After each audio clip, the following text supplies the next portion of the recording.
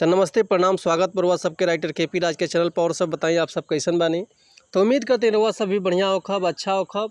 तो रउआ सबन खातिर लेके आ गए बानी बिल्कुल नया कंपोजिशन, बिल्कुल ब्लास्ट, बिल्कुल खतरनाक आजकल के ट्रेंडिंग सॉन्ग लेके आ गए बानी। आजकल ट्रेंडिंग एगो गाना चल रहा बा कि टेंगे टेंगे टेंगे के ऊपर लेके आ गए बानी एगो भोजपुरी नया कंपोजिशन ब्लास्ट मीटर।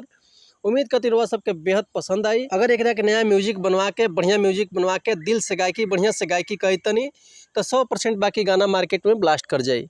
ऐसे पहले रुआ सबन से कहब कि अगर रुआ गायकी में इंटरेस्ट बा, गायकी में नया नया कदम रखले बानी, रुआ सबके नया नया मैटर नहीं मिलत, बढ़िया गाना नहीं मिलत, बढ़िया से तुकबंदी नहीं मिलत, अगर हमारे चैनल पे आ गए बिन तो रुआ सबके निराश भइले के जरूरत नहीं है।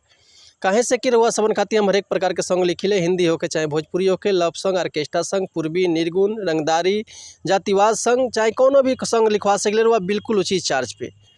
तो अगर हमारा चैनल पर रउआ सब आ गए बनी तो चैनल के लाइक करी, सब्सक्राइब करी, बेल आइकन प्रेस कर दी ताकि कोनो भी वीडियो अपलोड करे तो सबसे पहले नोटिफिकेशन रउआ सबन के मिले।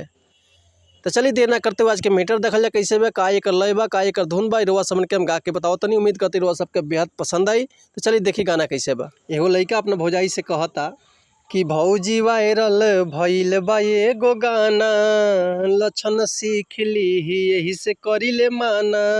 सुनो ना कि भौजी वायरल भइल बा एगो गाना, लक्षण सीख ली यही से करी ले माना। देखी है वीडियो न चालू को के नेट में, न तो परी जइबू भौजी हो चपेट में, टेंगे टेंगे करे लागी बबुआ पेट में, न तो परी जइबू भौजी हो चपेट में, टेंगे टेंगे करे लागी बबुआ पेट में।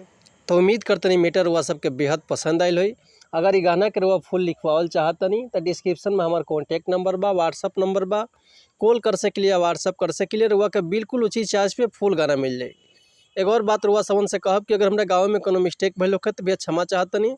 ऐसे कि हम गायक ना ही रउआ सबन के खाली बता सकीले, समझा सकीले कि रउआ ऊपर डिपेंड करते हुआ जितना बढ़िया से गायब, जितना बढ़िया से गायकी करब, जितना बढ़िया सजा के गायब दिल से, उतना बढ़िया से गाना और मार्केट में ब्लास्ट करी।